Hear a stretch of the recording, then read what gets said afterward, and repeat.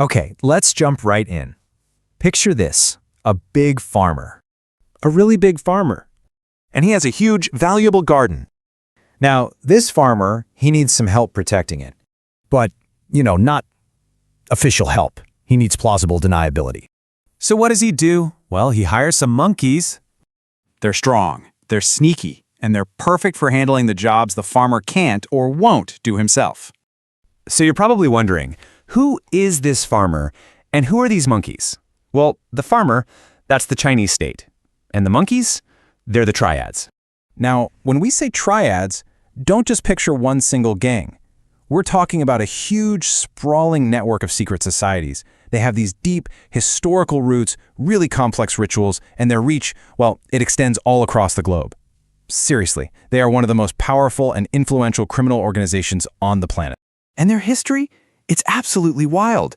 I mean, they didn't even start out as criminals. They began as political rebels trying to overthrow an empire. Over the centuries, they got super wealthy from the opium trade, they actually helped establish the Republic of China, and then they had to flee the Communist Revolution. They ended up regrouping in places like Hong Kong and Taiwan, and that's where they built the modern criminal empires we know today. So what do these monkeys actually do? Well, their business portfolio is, let's just say, diverse. They're into pretty much anything that makes money, whether it's trafficking drugs and people or running these super sophisticated cyber scams. And get this, they don't just stick to the shadows. They've gotten so good at infiltrating legitimate businesses, controlling everything from construction all the way to media. Right, so that brings up a huge question. Why on earth would the state work with guys like this? Well, it all comes down to a really simple arrangement. You could call it a deal for bananas. And this chart, it lays it all out perfectly. It's a classic you scratch my back, I'll scratch yours situation. The state gets this deniable, unofficial force to squash dissent and push its influence around the world. And the triads? They get a get-out-of-jail-free card, basically. Political protection and total freedom to run their massive criminal enterprises. So, let's talk about one of the key missions for these monkeys, silencing anyone who complains too loudly in the garden. When people start protesting against the farmer, the monkeys get sent in to stir up chaos and fear. They do the dirty work that the official security can't be seen doing. And this isn't just theory. We saw this play out in a really shocking way during the 2019 pro-democracy protests in Hong Kong. All of a sudden, gangs of men in white shirts, armed with sticks and poles, later identified as triad members, stormed a train station. They just started attacking people randomly, protesters, commuters, anyone. And the police? They were conspicuously absent for almost an hour. So you have to ask yourself, right, the timing. The way these attacks happened, it perfectly served Beijing's goal of crushing those protests. Was it just a coincidence that the monkeys decided to go wild at that exact moment? Or was someone pulling the strings? An order from the farmer. But their work for the farmer isn't just about keeping things quiet at home. Nope.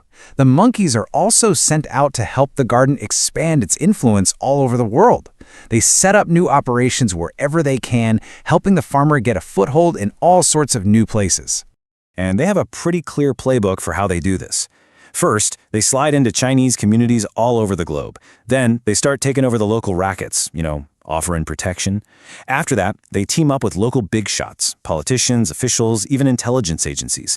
And before you know it, this whole network becomes a tool to push Beijing's big-picture goals, like the massive Belt and Road Initiative.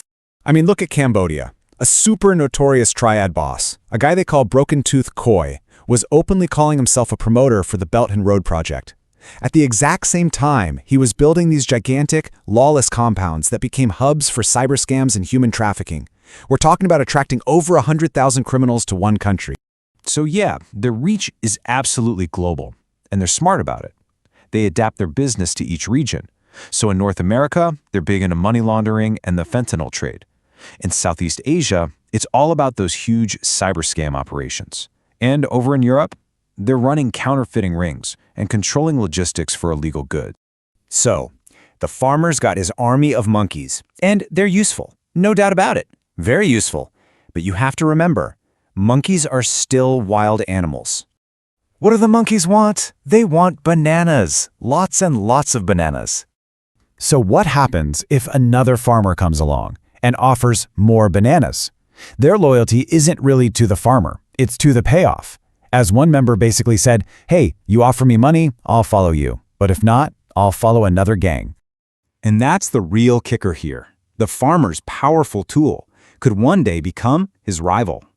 So you have this army for hire, but it leaves you with one massive, lingering question. Who is truly in command?